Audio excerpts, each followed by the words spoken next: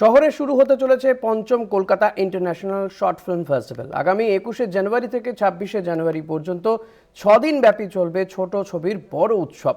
30টি দেশের 250-রও বেশি ছবি অংশগ্রহণের জন্য আবেদন জানিয়েছে সুইজারল্যান্ড, ঘানা, তাইওয়ান, নরওয়ে, চীনের মতো দেশ থেকে বাছাই করে মোট 200টি ছবি দেখানো হবে এই শর্ট ফিল্ম ফেস্টিভ্যালে। এর মধ্যে মনোনীত ছবি থাকছে 100টি, 30টি পুরস্কার দেওয়া হবে।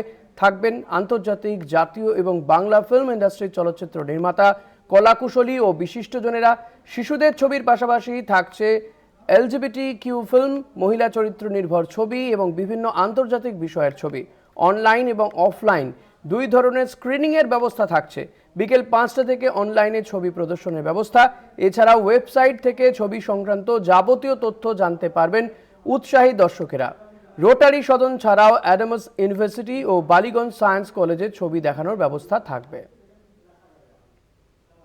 এবারের যে ক্যাটাগরি বিন্যাস ছিল সেটা হচ্ছে short film, long short film. Short film হচ্ছে আমাদের 30 মিনিটের মধ্যে, লং শিট হচ্ছে 45 মিনিটসের মধ্যে।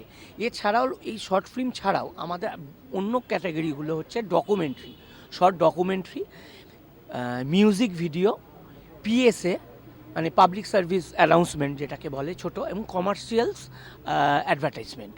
এই টোটাল আমাদের 6টা ক্যাটাগরিতে দিয়ে এবছর আমরা 280টার ওপর আমরা এন্ট্রি পেয়েছিলাম, যার মধ্যে 180টা আমরা স্ক্রিনিং করতে পারছি। এবং এই 180টা স্ক্রিনিং করাটা মানে যেহেতু শর্ট ফিল্ম, মানে অন্যান্য ফেস্টিভ্যালে যেটা করা হয় যে সিলেক্টেড হলেও সেটা বেশ কিছু স্ক্রিন করা হয় না, আমরা চেষ্টা করি সবাইকে, যে কটা সিলেক্টেড তাদের সবাইকে স্ক্রিন করানোর। খুব ছোট ছোট সিনেমা, এগুলোর তো কোনো সেরকম স্টারকাস্ট নেই, আর তাদের হয়তো সেরকম সোর্সও নেই, তো ফলত এইগুলো না হারিয়ে যাচ্ছে। এইটাকে বাঁচানোর এই OTT ছাড়া কোনো গতি নেই, যার জন্য এই দর্শু আমাদের কাছে আসাতে আমরা খুব উৎসাহিত হয়েছি যে আমাদের ওরা তো স্পন্সর বটেই, তাছাড়াও আমরা কেন উৎসাহিত যে ওনারা চাইছেন কিছু সিনেমা দেখতে।